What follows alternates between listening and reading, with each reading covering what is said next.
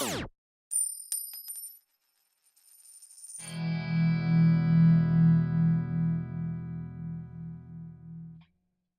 you guys, welcome to part 2 of an introduction to photo retouching. So last week I showed you guys how to do frequency separation, which is basically separating your colors from your textures so that you can work on them independently without like merging the two or making it really blotchy. And this week I'm going to be showing you guys how to do dodging and burning, which I think is one of the most essential things when learning how to retouch, because you're going to be adding your shadows and adding your highlights back into your image, which is going to help boost the reality or the humanistic quality in your overall composition. So if you're interested, keep on watching. Okay, awesome you guys, let's go ahead and jump right in. As you can tell, I already have an image that has been frequency separated, so I have my textures on one layer and my colors on the other layer. So I'm just going to begin by going in and opening a new adjustment layer. It's going to be curves. Next thing I'm doing is I'm going to that little selection tool at the top of that curves, and I'm going to find the deepest shadow that I can. So I'm just dragging the little point that was, or selection point that was made when I selected that deep shadow, and I'm inverting it, going in with the brush at a low opacity and low flow, because you really want this to gradiate darker versus just giving you the darkest point right away.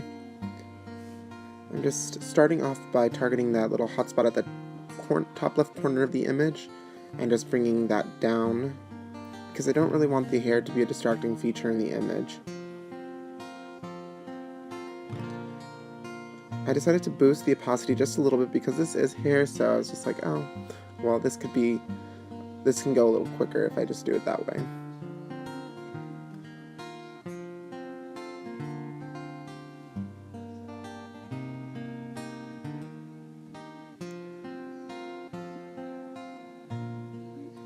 The next thing I'm doing is I'm opening up another curves adjustment layer, and I'm selecting that same point again, but this time I'm going to make sure that my opacity is set lower because I will be working on skin now.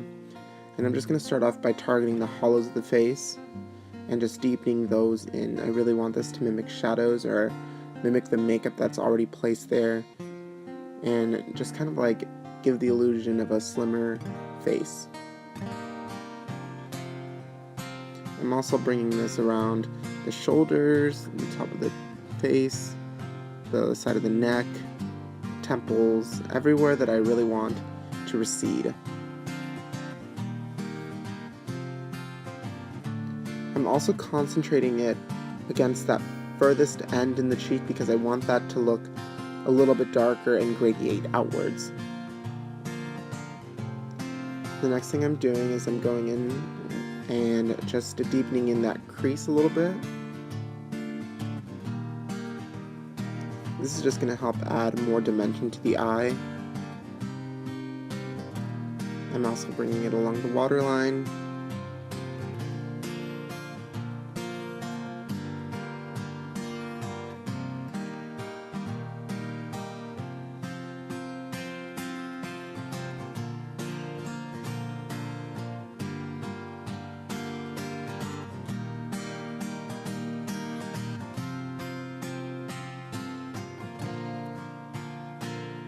Now the success of this technique is really going to be in how detail-oriented you are at adding shadows and highlights.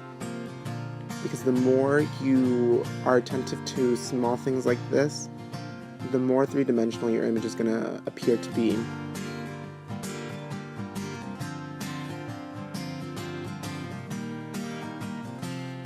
I'm just going in and deepening the little pupil. It's going to really help just make the color of the eyes pop.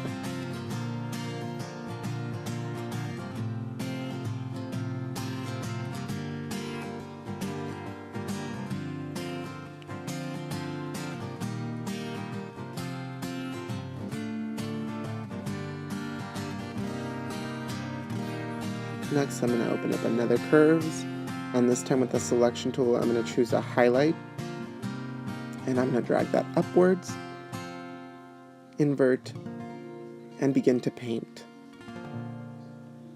And these highlights are going to be mostly placed in areas that I want to bring out, such as the top of the cheekbones, underneath the eyes. I really don't want my model to look tired.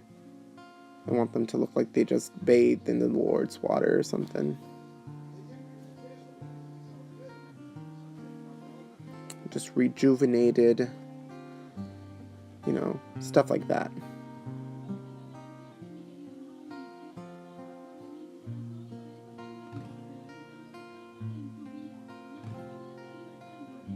I'm also brightening up those eyes because they did get a little bit dark.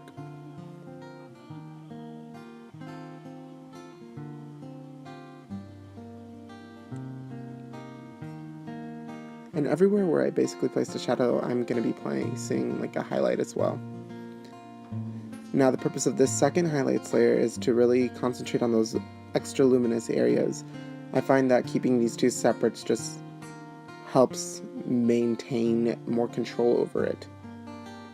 So I'm going in on that little glittery corner in the eye, the tip of the nose, underneath the brow bone, and the highlights. And this is just going to help make the model look more luminous, glowy, dewy, etc.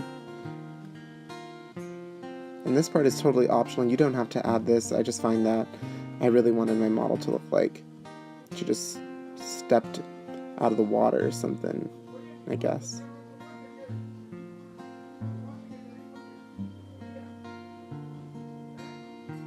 And you can already see what big difference that has made.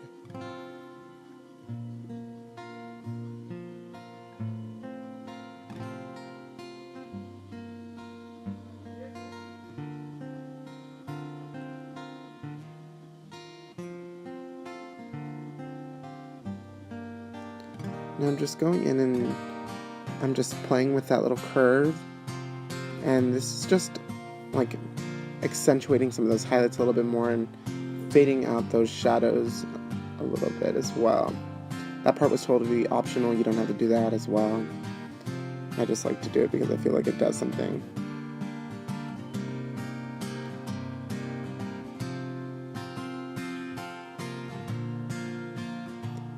Now I'm just furthering that contour on the eye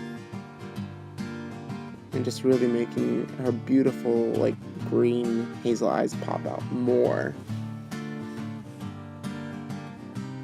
Now just because I'm using this technique on a portrait, it doesn't mean that this can't be applied to other styles of photography as well. You could most definitely use dodging and burning on like product and commercial work as well. So that's basically it, you guys. This technique isn't difficult.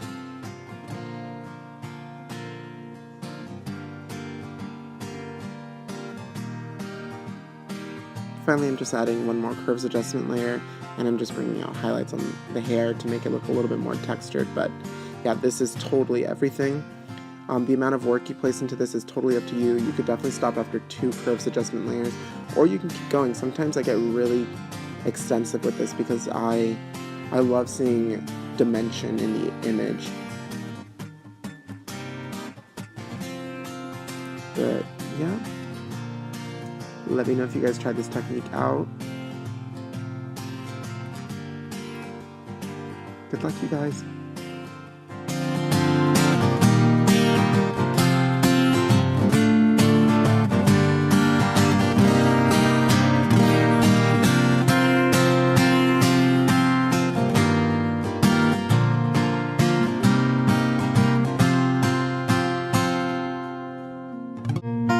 That is all I have for you guys.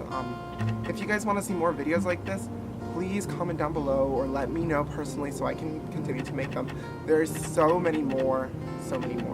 There's so much more to skin retouching or photo retouching that I would love to show you guys that is part of my workflow. So let me know. Bye. Don't forget to subscribe.